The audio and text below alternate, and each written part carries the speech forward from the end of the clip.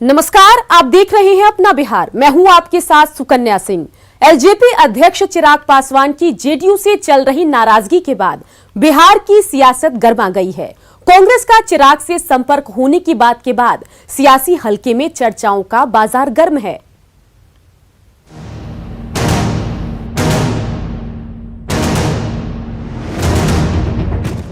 37 साल के एलजेपी अध्यक्ष चिराग पासवान आजकल बिहार की राजनीति में सबसे ज्यादा चर्चा में हैं। वजह है बिहार सरकार के खिलाफ उनके हालिया बयान, या ये कहें कि नीतीश कुमार के साथ सियासी तल्खी।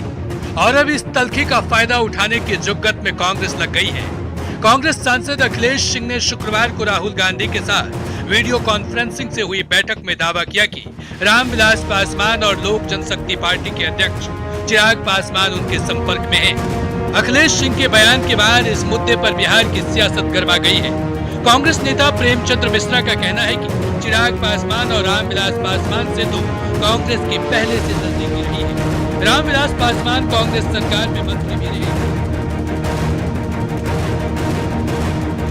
जबकि बीजेपी ने कांग्रेस के दावों को ख्याली पुलाव बताया है। तो रामविलास जी और चिराग जी तो कांग्रेस और आरजेडी के संपर्क में हैं ही, ये कोई नया बात नहीं है। देर से ही सही, अगर उनको सुबुद्धि होती है, अगर उस धारा को छोड़ करके जो ये धारा है सामाजिक न्याय और सांप्रदायिक शक्तियों के खिलाफ लड़ने की, तेजस्वी यादव जी की धारा में आते हैं तो सबका स्वागत है। देखिए, दिल को बहलाने के लिए ये ख्याल बहुत अच्छा है कि कांग्रेस ख्याली पुलाव पकाए और इसी तरह से राजनीति करते रहे। ऐसे भी उनकी राजनीति जिस तरीके से आरजेडी के बहाने सहारे चल रही है, तो कांग्रेस एक पिछलग्गू पार्टी बन चुकी है। अब कांग्रेस का कुछ जनाधार हो बिहार में तब समझ में आता है।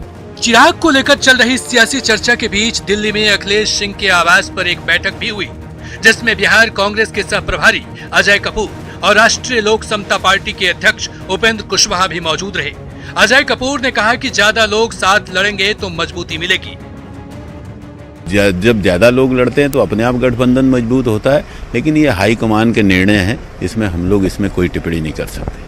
चिराग को लेकर अखिलेश सिंह के दावे में कितनी सच्चाई है, इससे तो पर्दा रामविलास पासवान और चिराग पासवान ही उठा सकते हैं। वैसे अखिलेश सिंह के इस बयान को प्रेशर पॉलिटिक्स के तौर पर भी देखा जा रहा है। दरअसल अब तक आरजेडी ने महागठबंधन के घटक दलों को ज्यादा तवज्जो नहीं दिया है।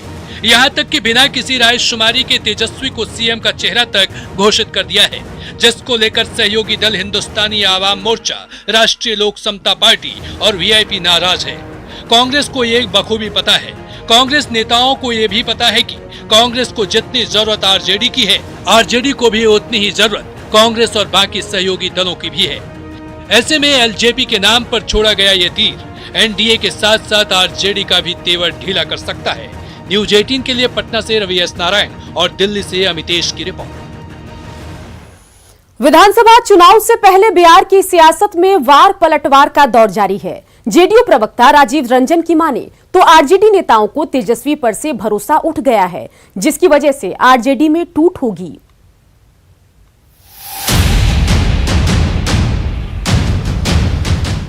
क्या आरजेडी नेताओं को तेजस्वी पर भरोसा नहीं?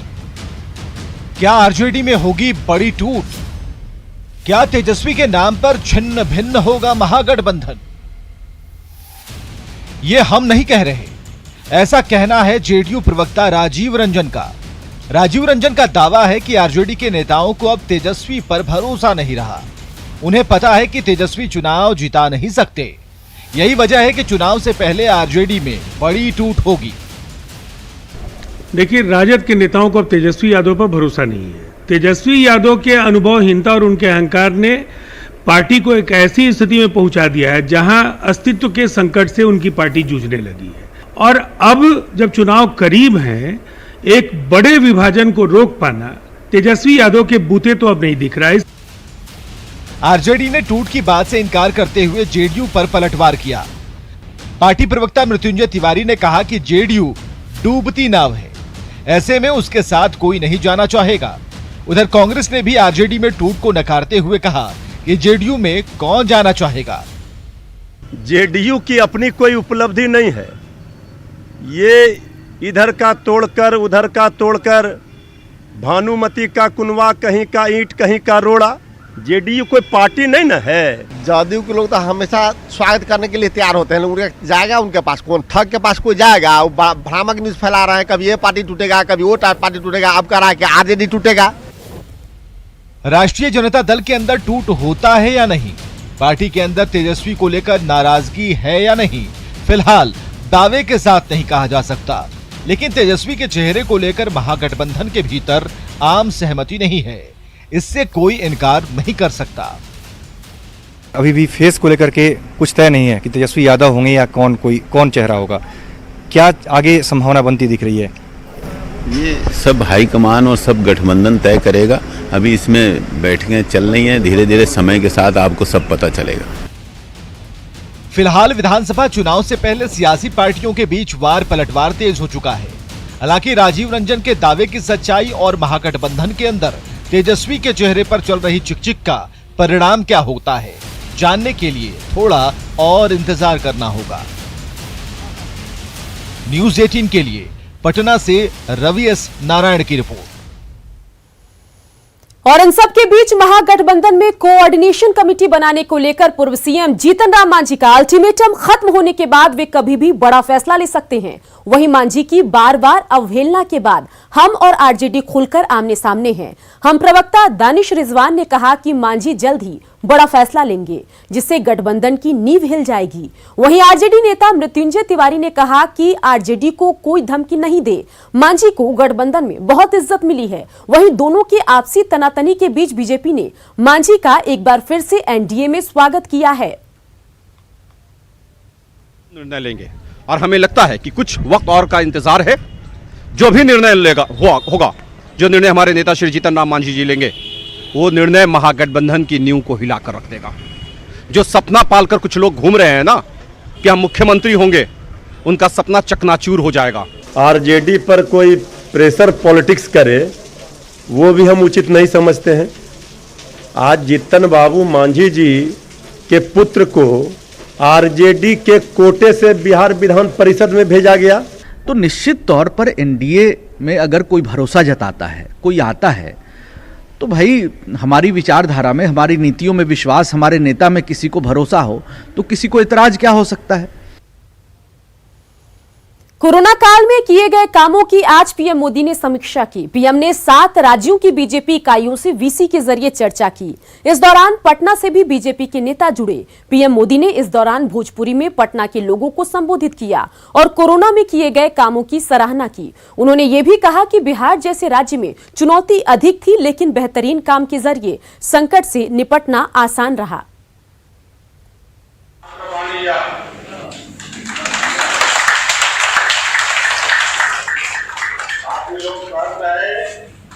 कि पूर्वी भारत में बहुत गरीबी बात, वही कोरोना ज्यादा फैली, लेकिन लोग सब कोई एक गलत साबित कर देगी।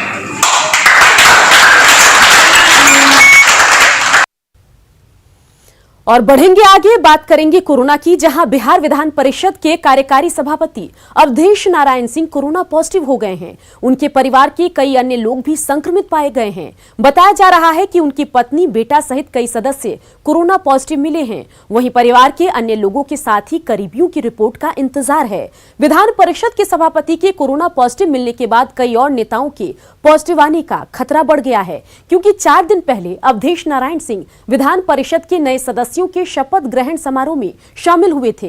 इस दौरान सीएम नीतीश कुमार और विधानसभा अध्यक्ष विजय चौधरी भी मौजूद थे।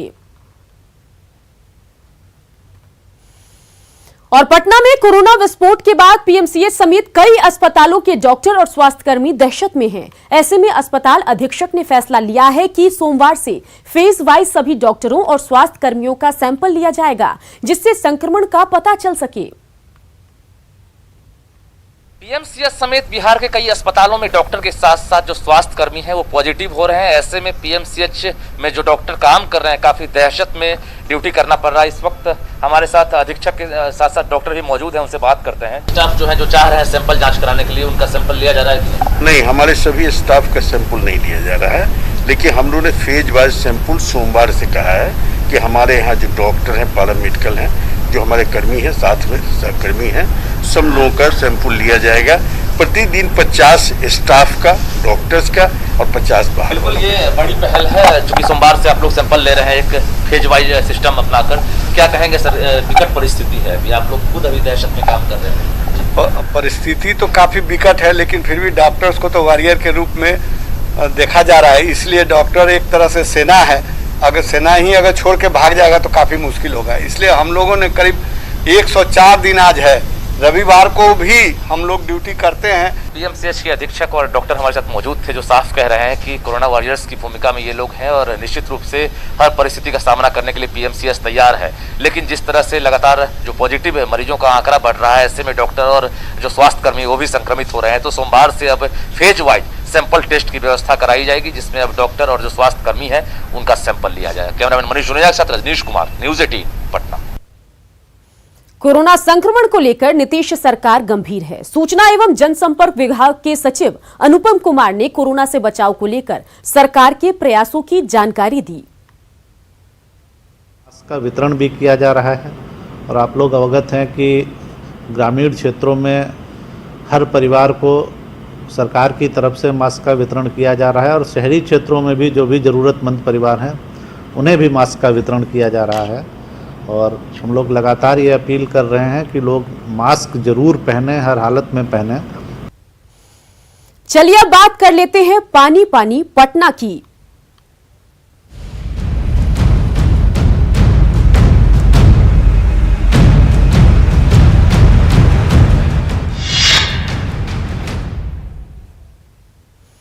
कुछ घंटों की बारिश में पटना आज फिर पानी पानी हो गया। हम आपको 4 तस्वीरें दिखा रहे हैं जो पटना के अलग अलग जगहों की है जहां बारिश के बाद जलजमाव की स्थिति है। पहली तस्वीर राजवंशी नगर की है जहां सड़क पर कई फीट तक पानी भरा दिखा।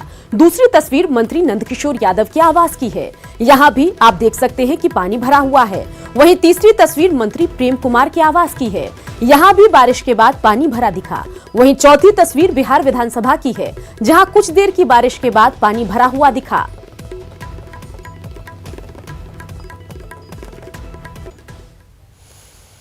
और इन सब के बीच बड़ी खबर, जहां बिहार में वज्रपात से आज 21 की मौत हुई। भोजपुर में अब तक 9 लोगों की मौत हुई है। साथ ही अगर भोजपुर के बाद बात करें छपरा की, तो छपरा सासाराम में भी 3 लोगों की मौत हुई है। इसके अलावा छपरा सासाराम का आंकड़ा तो हम आपको बता ही रहे हैं। इसके बाद बात अगर जहानाबाद की करें तो यहां अब तक 2 लोगों की मौत हो चुकी है। वहीं पटना के पालीगंज में एक किसान की मौत हुई है। बक्सर में एक व्यक्ति की मौत हुई है। बाढ़ और औरंगाबाद में भी एक की मौत हुई है।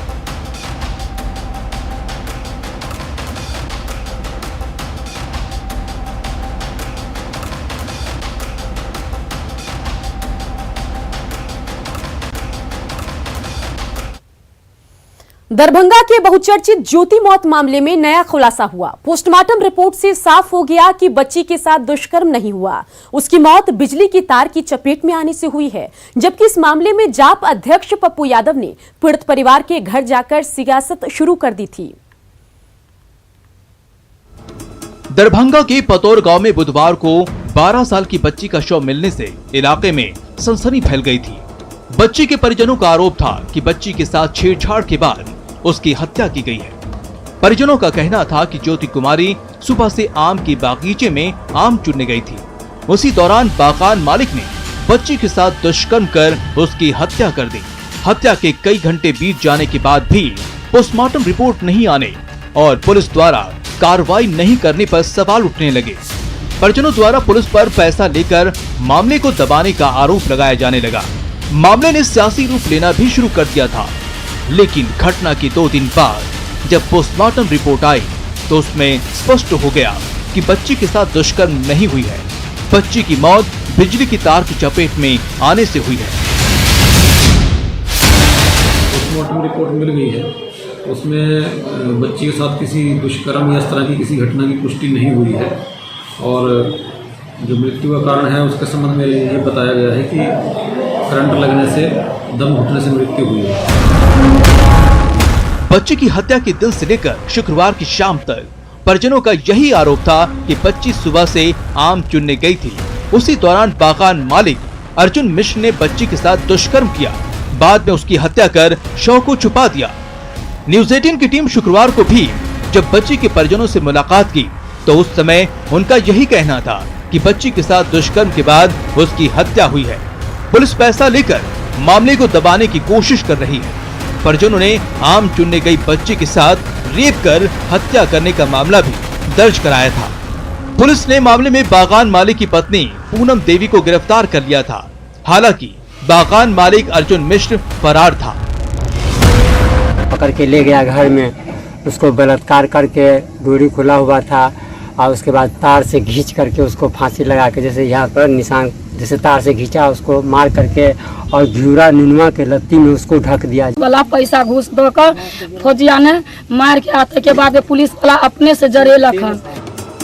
साल चुनावी है। इस साल के अंत तक प्रदेश में विधानसभा चुनाव होना है, इसीलिए मामले ने राजनीतिक रूप लेना भी शुरू कर दिया था। जहां प्रमुख पप्पू यादव मामले में राजनीतिक रोटी सेकने के लिए पीड़ित परिवार के घर पहुंचकर मृतका के माता पिता से मुलाकात की। पप्पू यादव ने मामले की SIT से जांच कराने की मांग की और पीड़ित परिवार को न्याय नहीं मिलने पर आंदोलन की भी चेतावनी दे डाली। मर्डर है चाहे जिस परिस्थिति में, आगे घटना के मर्डर के पीछे क्या कारण है, यह बिल्कुल SIT जांच का विषय है। बच्चे की हत्या मामले में दरभंगा SSP पहले दिन से कह रहे थे कि जब तक पोस्टमार्टम रिपोर्ट नहीं आ जाती है मामले में कुछ भी नहीं कहा जा सकता है। अब जब ये साफ हो गया है कि ज्योति कुमारी की मौत बिजली की तार की चपेट में आने से हुई है, ऐसे में बागान मालिक अर्जुन मिश्र पर जो बच्ची के साथ दुष्कर्म का आरोप लग रहा था वो गलत निकला। लेकिन ये तो स्पष्ट है कि बच्ची की मौत बिजली की तार की चपेट में आने से हुई है। ऐसे में अपने बागान और सामान की रक्षा के लिए बिजली का नंगा तार छोड़ना भी एक अपराध है और गैर जिम्मेदाराना हरकत है। न्यूज 18 के लिए दरभंगा से विपिन कुमार दास की रिपोर्ट। बिहार के डीजीपी गुप्तेश्वर पांडे का दावा है कि बिहार में अब अपराधियों को ऑर्गेनाइज गैंग, जी हां, अपराधियों का ऑर्गेनाइज गैंग नहीं रहा। साथ ही उन्होंने क्रिमिनल और नेताओं के गठजोड़ से भी इनकार किया। उन्होंने कहा कि बिहार में सुशासन की सरकार है और इसका सारा श्रेय सीएम नीतीश कुमार को जाता है। दरअसल डीजीपी आज पटना SSP कार्यालय पहुंचकर अनीसाबाद के पंजाब नेशनल बैंक में हुए बैंक डकैती मामले में खुलासे के बाद पुलिसकर्मियों का हौसला बढ़ाया और उन्हें शाबाशी दी। तो पटना से खबर आपको बता रहे हैं, जहां डीजीपी गुप्तेश्वर पांडे ने बयान दिया और ये कहा कि बिहार में अब ऑर्गेनाइज्ड अपराधी नहीं है। वैशाली में सोना की लूट हुई थी मुथ्थू फाइनेंस से, उस सोने को भी हम लोगों ने आधा रिकवर किया। 3 लुटेरे पुलिस के मुठभेड़ में मारे गए, उनसे AK-47 रिकवर हुआ। कुछ सोना जो 10 किलो के आसपास बरामद नहीं हुआ था, आज से कुछ दिनों पहले उस सोने को भी और बाकी बचे हुए अपराधियों को भी गिरफ्तार किया गया वैशाली से। और आपको जान के आश्चर्य होगा कि उसको 10 फीट जमीन में कुआं खोद करके अररिया पूर्णिया बॉर्डर के करीब से गुजरने वाली परमान नदी में एक बार फिर डॉल्फिन देखी गई। गहरे पानी में रहने वाली डॉल्फिन के कम पानी वाले क्षेत्र में आने के बाद ग्रामीणों ने उसे पकड़ लिया और वन विभाग को सूचना दी, जिसके बाद टीम ने डॉल्फिन को नदी में छोड़ दिया।